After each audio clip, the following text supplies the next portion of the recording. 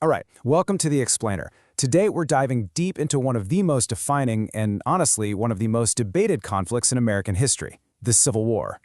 It's a really good question. The war ended over 150 years ago, so why are we still arguing about it? Well, it's because for all that time, the reason for the war has been its own kind of battlefield. So yeah, let's get into it. It really boils down to this. For more than a century, two completely different stories about the war have been fighting for control. On one side, you have the historical record, the actual letters, the documents, the speeches from the people who were there. And on the other side, a powerful, almost romantic story that was created after the war was over. And that story has a name, The Lost Cause. Now, this wasn't just, some hazy, nostalgic memory of the good old days. No, this was a very deliberate, very calculated effort to completely reshape the memory of the war, to make the Confederate cause seem noble, even heroic. So let's put the stories aside for a second. What does the actual evidence say? Let's go straight to the source and see what they said in their own words. The amazing thing is, we really don't have to guess what their motivations were. Seriously.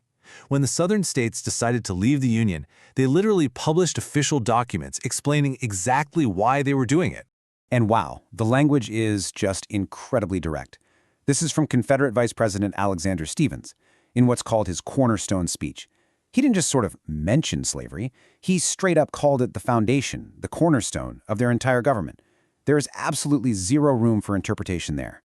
Okay, so what about the other side? What did they think? Well, here's Union General and future President Ulysses S. Grant.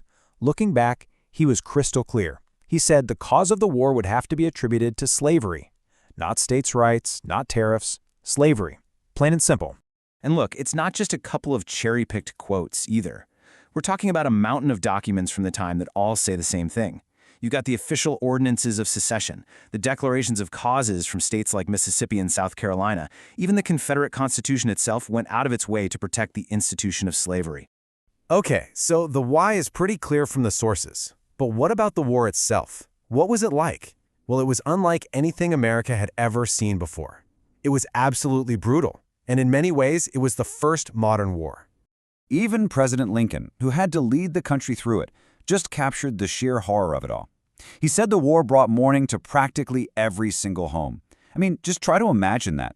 It was a national trauma on a scale that's hard to even wrap your head around today.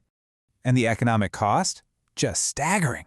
The total cost for both sides was about the same as the country's entire economic output for 2 full years. And for the South, where almost all the fighting happened, the destruction was total. Their entire economy, their infrastructure, just wiped out.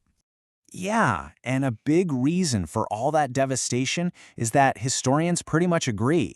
This was the first modern war. It wasn't just guys in lines with old muskets. It was a brutal leap into a whole new kind of fighting, all because of technology. Think about it. For the first time ever, you have the full power of the Industrial Revolution hitting the battlefield. You've got railroads moving troops at unheard-of speeds, telegraphs sending messages instantly. You have ironclad warships that made wooden navies obsolete overnight. And the weapons. Rifles were more common, making everything way, way deadlier. So after a defeat that was so complete, so devastating, how do you even begin to process that? Well, the White South needed a new story to make sense of it all. And that's exactly what they did. They created a myth right from the ashes of their defeat. This new story, The Lost Cause, it was a way to find some honor in defeat. It took a failed rebellion that was fought to protect slavery and completely reframed it as this noble, heroic struggle for independence. It was a story that was just easier to live with. And this myth was built on a few key ideas that just completely rewrote history. First, they said the war was about states' rights, not slavery. They pushed this idea that enslaved people were happy and loyal. And a big one was that the South wasn't really beaten, they were just overwhelmed by sheer numbers. It was all designed to build a more heroic, more palatable memory of the war.